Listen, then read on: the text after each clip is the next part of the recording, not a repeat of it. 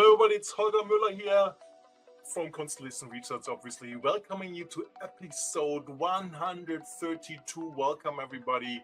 We have a jam-packed program for you. We start with our new topic, the big debate, where Michael, Ni, Esteban Kolsky, and me are debating if I should be on-premise, could be on-premise, or it has to be in the cloud. Don't miss that lively debate as we try to make it fast-paced, interactive for you. Next is my colleague Liz Miller, who's been at Pega World, talking about the latest findings about Pegasystems happening. Next is going to be Larry Dignan from Insights team, going to talk about outcome-based pricing, which is this year's kind of like buzzword, and we'll see what his thoughts are about this. And last but not least, you have to take care with me again for a short second on a report I published this week, which is all about a fun topic, Agentic AI washing. What are vendors doing? You might remember cloud washing. What are they doing with AI agent washing, right? So who's real, who's not real? So don't miss that one either. Off we go. Thanks for watching.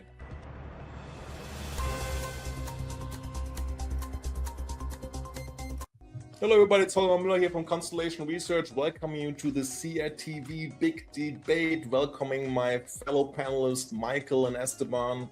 Welcome everybody, and the topic of the day is nothing else than, can you do AI on premises? Can you do AI on the cloud? Is it both or all of that? Mike, why don't you go first? Okay, well, I'm going to have to say the future isn't cloud or on-prem, sorry. The future is AI gravity. I think both sides of on-prem and cloud are missing the bigger shift. I don't think we're going back to the old data center era, but I think that AI follows the same path as traditional. I don't think it follows the same path as traditional cloud computing, because where does AI gravity pull compute is what's really happening. Historically we moved compute to the data.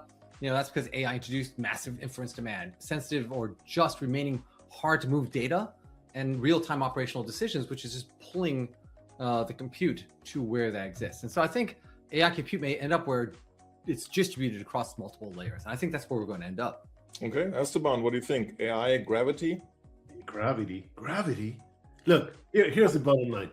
It's too expensive to do AI on the server for two different reasons. Number one, models need to be huge to encompass a lot of things that are not going to be used in every single interaction. And number two, is the fact that it's too expensive to do it over there. I mean, we are talking about inference. We're talking about edge computing. We're talking about putting the power to do all the early work on the small phone that you have in front of you, and then moving only the specific things that you need to the server. We're talking about making smaller models that fit in a pie. We're talking about doing everything on the edge because it's way cheaper and it's way more efficient. So AI on the server, sure, for certain things, but for the most part, put it on the edge and then see what happens. Great point. So you bring the edge in the part, but first I'm still recovering from the shock that our data guy, Michael, is talking about AI gravity, not data gravity, because data gravity is real, right? And where do you bring all that data? Do you have it fragmented on premises? So I'm staunchly in the camp of it's going to go the way thing like electricity. 120 years ago, companies had their VP of electricity and would produce electricity on site. It's going to be on the cloud because the core need, and it's getting exacerbated by AI even more, is elasticity. If I use it, I should better use it wisely and I pay a lot for it. If I don't use it, I shouldn't be paying for it. And nobody can size the demand for compute, storage, whatever you need for AI for on-premises right now, because it's an open journey, right? Look at our previous debate on token maxing as an example. Link in the footnotes or whatever. So what do we make out of this, right? Is it has to be in the cloud, or can you really have a chance long run? In 10 years, somebody running on premises, Michael? Well, I mean, I think the clue, you're right. It's surprising that me, the data to decision guy, thinks about AI gravity. But what I think we're really seeing is that as AI gets closer to execution, the more enterprises care about like latency, governance, sovereignty, and cost control, which means AI compute may end up distributed across the multiple layers. Frontier intelligence, you're right. I'm burning some massive amount of tokens. I'm thinking about deeper problems. That's going to be on the cloud. I need elasticity. But enterprise context, you have the enterprise systems, and to move away from that just maybe too expensive. And so enterprise context may be computing AI there, and then operational decision close to where work happens. I'm kind of with where Esteban is, where we may end up, because of this latency and cost control, to be fragmented across the different layers. That's a great point on the fragmentation side. Where do you, because you mentioned the edge, Esteban, I'm going to pick you up on that, right? What do you see really happening in the edge in the longer run beyond next year? I mean, even we have Apple, coming out with their intelligence. I mean, we're going to see. That's a whole segment by itself. Not going to be Apple. No, we have no. Go to the edge. This is exactly what we're discussing. Let's be honest about it, right? Apple figuring a way to make AI not run on the server is exactly what companies need to be doing. So this is actually the sample. This is the button that proves the exception or whatever you want to call it. If Apple can do it, why can't your company do it? Apple manages way more data and information than you do. Right, that's why NVIDIA's putting it on PC. We're getting to guys, you're hijacking this to Apple.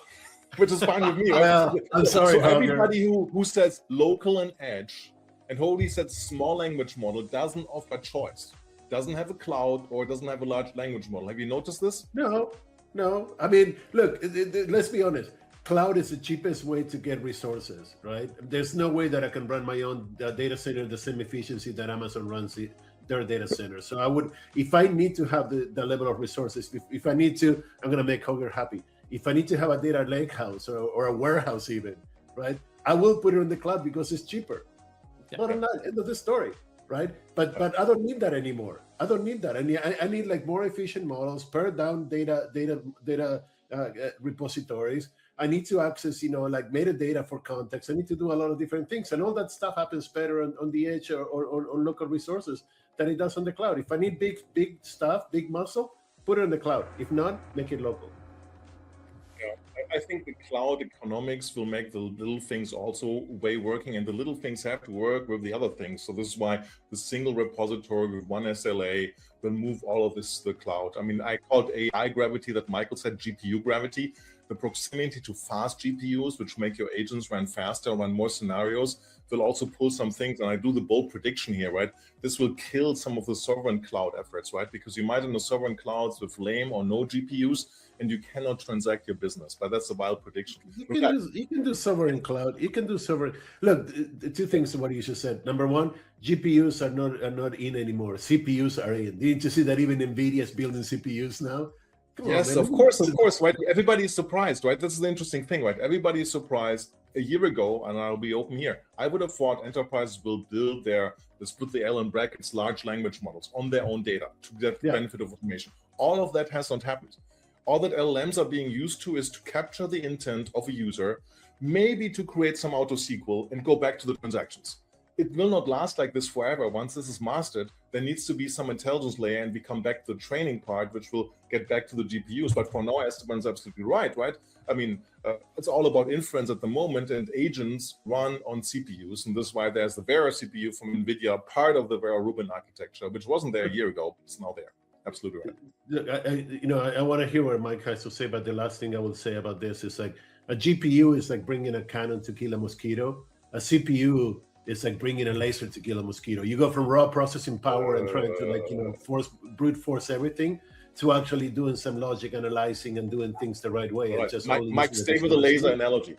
Well, I'm going to say I like to bridge all pieces. You have the little salt gun to take out the mosquitoes, but you certainly have lasers to take out your satellites or missiles in the sky. And so it is going to be, the future will not be cloud or on-prem. It's going to be distributed where intelligence exists at the right scale. Frontier intelligence, clearly the cloud is going to be a better way to have that flexible, elastic compute. Yes. But enterprise context near the machines, if I'm going to run on a very specific ERP solution, will I be running maybe potentially even locally at that manufacturing plant? And operating decisions could be on my in a distributed truck moving to my service location. So I think we're going to see this on-prem or cloud question really be at all layers and choosing correctly. Well, guys, thank you for being short and concise. We would have had a gong. We have a 45-second shot clock. We didn't hear any gong. Congratulations. This is the first for the big debate on CRTV. Thank you, Mike. Thank you, Esteban. We hope we helped you a little bit on the question, is AI going to run on premises or in the cloud or in both? Thanks for watching. Hey, it's Liz, and I just want to take a marketing minute. Just step back. Talk about my chance to get back to my roots with marketing, have a conversation with the folks at Pegasystems at their annual event, Pega World.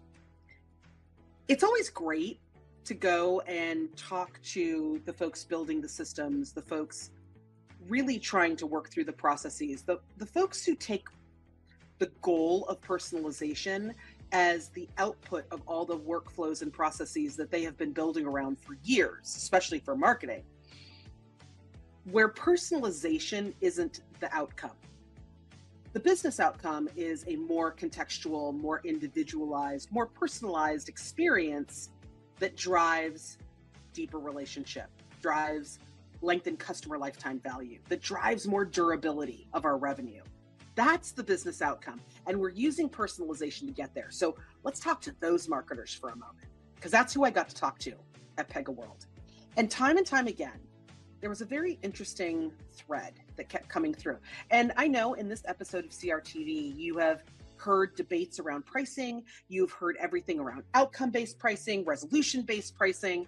There are lots of different pricing debates that are happening out there. And yes, at Pega World, we heard Pega's answer to some of those pricing issues. By the way, their answer is, we're looking at business outcomes.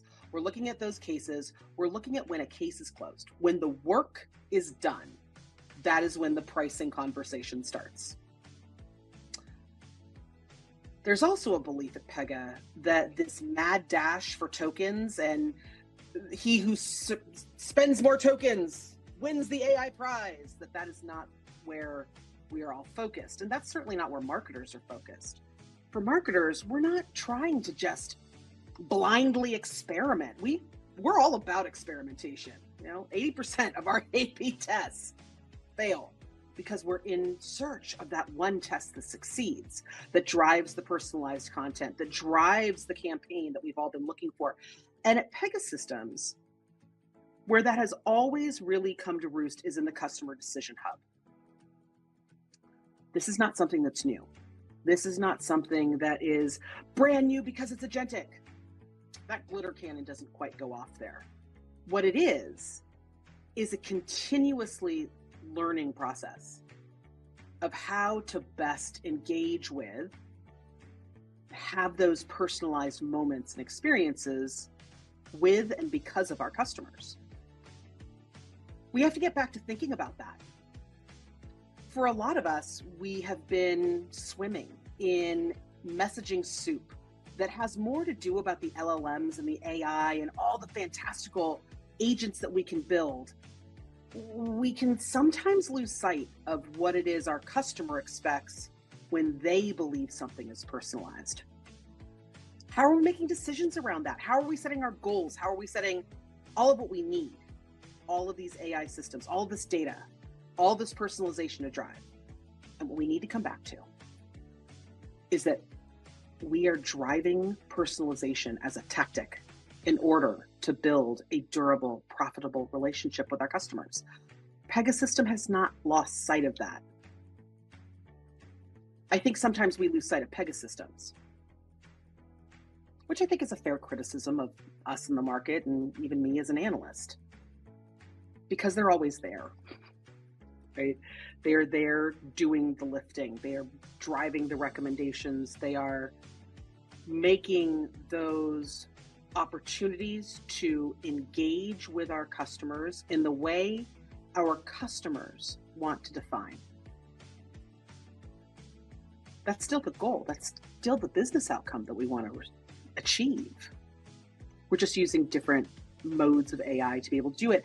And I will say, I heard directly from Pegasystems CEO, Alan Trefler, AI and agentic AI, it's a great thing. It should be tested. It should be deployed. We should be coding with it. We should be creating experiences with it. But we need to step back as marketers and remember why. We're doing this for profitable, durable relationships with our customers. We're not doing it just to make sure that AI didn't hallucinate. So, with your marketing minute this week, step back, think. What are those AI processes? What are those workflows that are driving all of those personalized, contextual, and individualized moments with our customers? How are we applying new thoughts? How are we applying reasoning? How are we applying decisioning to those goals? Take that minute, and then take that minute and share it with your digital, your IT, and your AI teams. Until the next time we can have this chat. Hi, I'm Larry Dignan with Constellation Insights, and we're here to talk a little bit about outcome-based pricing. This is an idea that's popped up among SaaS vendors for years, really, and it never seems to get anywhere. Well, now amid AI prices going up, AI agents running all over the place, token maxing, all that good stuff, outcome-based pricing is moving to the forefront again. Oracle talked about it in terms of delivering outcomes for customers and charging that way. Pegasystems talked a little bit about that this week at their conference. Let's do that again. 3, 2. Hi, I'm Larry Dignan with Constellation Insights, and let's talk about outcome-based pricing. Oracle talked about it a little at their earnings call. Pegasystems talked about their conference, and HubSpot's mentioned it a few months back. This is a concept that's popped up over and over again in recent years as SaaS vendors look to show they deliver value, and B, charge appropriately. Today, it's mostly enterprise licensing with a bit of consumption worked into their monetization models. Process automation companies have talked about this too for a while. Pricing by outcome, UiPath talked about it. Celonis has mentioned it here and there. So it's a concept that's not new. What's new is that there's a drumbeat going on, and customers might be interested into it, but it's going to be interesting to see how it plays out. My guess is it won't. Like most things in life and business, things on the whiteboard usually look better than they actually are in real life. And outcome-based pricing is no different. In a lot of ways, it's like a revenue share. Revenue shares sound great until you actually have revenue to share. And then everybody wants to keep their share. They want to keep the whole pie. Outcome-based pricing is a similar theme. Are you really going to get returns on software and then pay a cut to your software vendor? Probably not. It's not going to go over too well. And then there's the whole problem with metrics. The IT buyer and the vendor both have to agree on the metrics, the outcome, and also how to measure that. Is it a third party? Is it a third party that comes in and says, "Hey, this was actually delivered"? In the meantime, we have things that are kind of clunky, like resolved conversations and things like that I guess are outcomes. But to a CEO, you're looking more for cost savings, you're looking for revenue growth, and those sort of things. The other wild card with outcome-based pricing is every company is different. So how do you personalize these things? Based on how do you personalize it from the vendor side and also from the buyer side? And the biggest thing is who bears the cost to deliver the outcome. So if there's an outcome you're paying for, are you on the hook if there's extra tokens used or extra time to resolve the conflict or outcome or whatever the use case is? If anything, outcome-based pricing might work for systems integrators because I think they're farther along on that path, and they are bearing the risk for the cost to deliver that outcome. Again, my guess is in the second quarter, you're going to hear a lot on earnings calls about outcome-based pricing.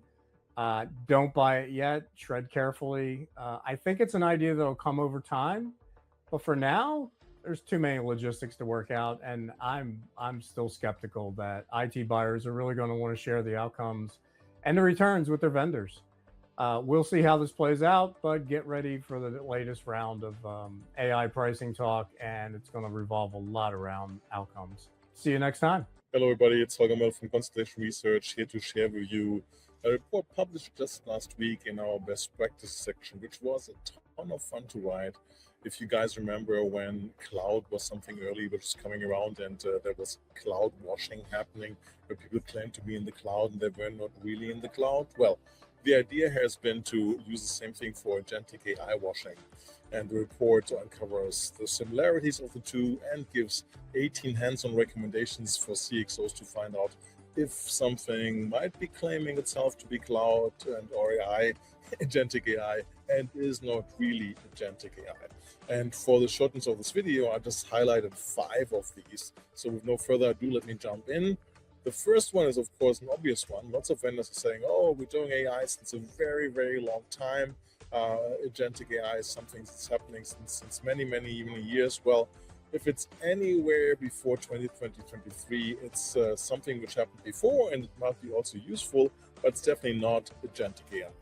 Number two, was this agentic AI agent, was that a chatbot before, right? Making chatbots into agents is a very common trick these days because there have been many chatbots built, but we know there's a fundamental difference. The chatbots did not win because why? Every chatbot had to be fully programmed, and we know there have not been enough developers. So a chatbot is not an agent, it's not agentic AI. Third, do those agents run in the cloud? Right, a major argument here is because you have to prepare your enterprise for agentic success. That success puts, if it's successful, tremendous strain on your executive and backend systems, and you need to scale for that. And the only place which can really scale up and down, where you don't pay anything for an agent if nobody uses it, where you pay something more when everybody is using it, and where you can scale all the way from the backend system to make them really work for everybody. So if the agent is not running in the cloud, that is definitely an alarm sign. Most likely something else, which was something else before, is being called an agent. Number four, how do you deal really with third-party data, right? We're in the enterprise, nobody runs on a single vendor. How do you add third-party data into that agent, make the agent access the third-party data? If it's only built on the existing data of a single vendor, it's probably something repurposed from before. And fifth, but not last, again, in the enterprise, it's not just data which has to be extended, it's also the capabilities of an agent. Agents are the 2025, 2026 way of delivering software. So it's very important for you to realize that these agents need to have extensibility in the code, in the capabilities that they have. Well, that was a quick summary of the total of 18 criteria to help you decipher if a vendor is doing agentic AI washing. I hope it's useful.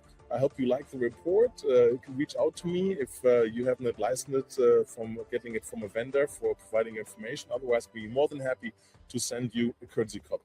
This is Holger Mueller. Thanks for watching. Have a good day. Well, that was it, friends and followers and dear audience. We really appreciate you watching all our segments here. We love to get feedback from you. If you agree on something or don't, be social, be vocal, reach out to us. We love to hear how we can make this better for you. We love to hear where you don't agree. We love to hear where we missed something. And of course, we love to hear from you when you agree with us. Thanks for watching.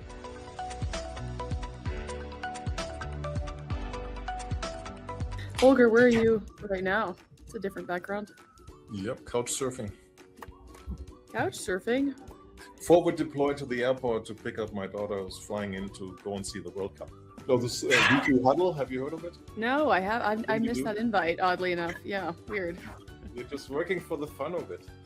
Yes, that's me. Just working for fun. Can do My that. production request is that we can put the shot clock in, so I'm happy to email Geiger over at StreamYard if he still has something to say. We need a shot clock. Damn it, I had to put the stupid timer again. You guys are good? Yeah. As Liz would say, get our faces on, boys. I'm not happy with my hair, but I didn't get a wardrobe. Dude, I don't look any better no matter what I do, so. You have low maintenance hair. What are you talking about, dude? That's He's got buffed that forehead. I didn't know. Oh, Buffed now I head. see it. Now I see all the work he put into that. Okay, sorry, I take it back. All I have to say is I didn't know if I felt good There's or a lot bad here on the when side, you know? when I Yeah, did yeah, the that Google has to video. fall in place, right? So yeah.